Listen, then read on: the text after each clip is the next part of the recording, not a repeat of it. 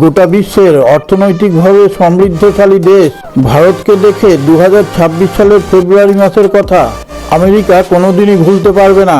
এই সম্বন্ধে দেখুন সুবীর কি বলছে। ভারতকে দেখে বিশ্বের অর্থনৈতিকভাবে শক্তিশালী দেশের মাথায় হাত। 2026 সালের ফেব্রুয়ারি মাসের কথা ইতিহাসের পাতায় বড় বড় অক্ষরে লেখা থাকবে। নিউ দিল্লিতে বসে ভারত সরকার যখন এই রকম চরম সিদ্ধান্ত নিল, সেই কথা ওয়াশিংটন থেকে বেইজিং পর্যন্ত পরিষ্কার শুনতে পাচ্ছিল। ভেবেছিল ভারত তেলের উপরেই নির্ভরশীল হয়ে থাকবে, কিন্তু নিউ দিল্লির গোপন বৈঠকে যে আলোচনা চলছিল, আমেরিকার প্রেসিডেন্টের পদে দ্বিতীয়বার আসীন হওয়ার পর থেকেই ডোনাল্ড ট্রাম্প ষড়যন্ত্র করে যাচ্ছিল যেভাবেই হোক রাশিয়ার সঙ্গে ভারতের বন্ধুত্বটা ঘোচাতেই হবে। অন্যদিকে আমাদের পড়শি চীন ভারত মহাসাগরে তাদের যুদ্ধজাহাজ নামিয়ে দিয়ে ভারতকে ভয় দেখানোর চেষ্টা করছিল, কিন্তু ভারত রাশিয়ার সঙ্গে মিলে নিউ দিল্লির অন্দরমহলে কোন আলোচনা চালিয়ে যাচ্ছিল তা তাদের বোধগম্য হয়নি।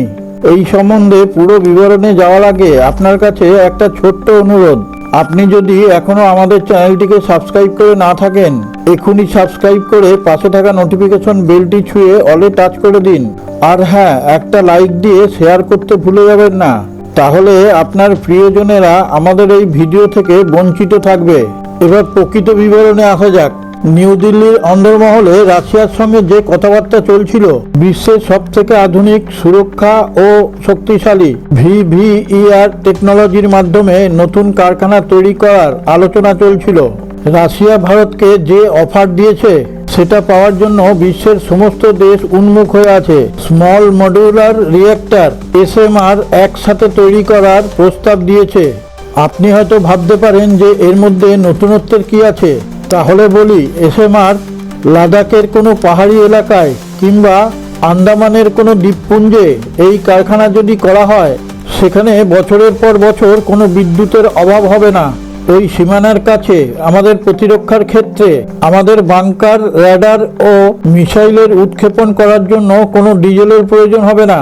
আমাদের এই পরমাণু রিঅ্যাক্টরের দ্বারা বছরের পর বছর চালিত হবে। ডিজেলের জন্য কারোর দিকে তাকিয়ে বসে থাকতে হবে না। ট্রাম্প দ্বিতীয়বার আমেরিকার প্রেসিডেন্ট হওয়ার পর থেকেই ভারত রাশিয়ার কাছ থেকে ক্রুড অয়েল ও অস্ত্রশস্ত্র যেন না কেনে। ট্রাম্প ভেবেছিল ভারতকে হুমকি দিলেই ভারত ভয় পেয়ে যাবে, কিন্তু ট্রাম্প ভুলে গেছে এটা 90 সালের ভারত নয়। এখনকার নতুন ভারত নিজের দেশের হিতের জন্য যেটা প্রয়োজন সেটাই করবে।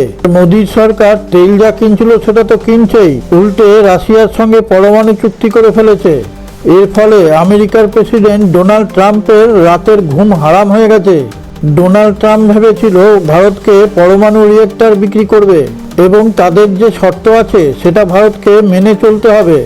অন্যদিকে রাশিয়ার প্রেসিডেন্ট পুতিন বলে, তোমরা তো আমার বন্ধু দেশ, তাই তোমাদের দেশে গিয়ে নিউক্লিয়ার কারখানা তৈরি করে এই নিউক্লিয়ার রিঅ্যাক্টর তৈরি করা হবে। সেই জন্য মোদিও সেটা লুফে নেয়।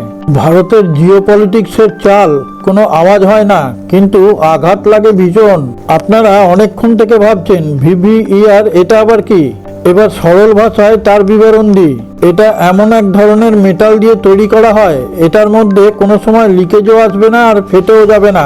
একে অত্যাধুনিক রিঅ্যাক্টরের মধ্যে ধরা হয়। পশ্চিমী দেশের পরমাণু রিঅ্যাক্টরের মধ্যে অনেকবারই লিকেজের খবর পাওয়া যায়।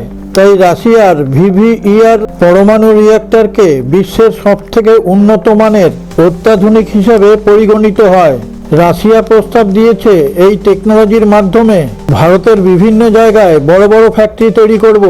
এই রিঅ্যাক্টর ভারতীয় কারখানায় ভারতীয় ইঞ্জিনিয়ারদের মাধ্যমেই তৈরি হবে। এই রকম ভিডিও দেখার পর আপনার কাছে আমাদের একটা আবদার, আপনি আমাদের চ্যানেলের কমেন্টে গিয়ে আপনার সুচিন্তিত মতামত প্রকাশ করুন। আর হ্যাঁ, জয় হিন্দ কথাটা লিখতে কিন্তু ভুল করবেন না।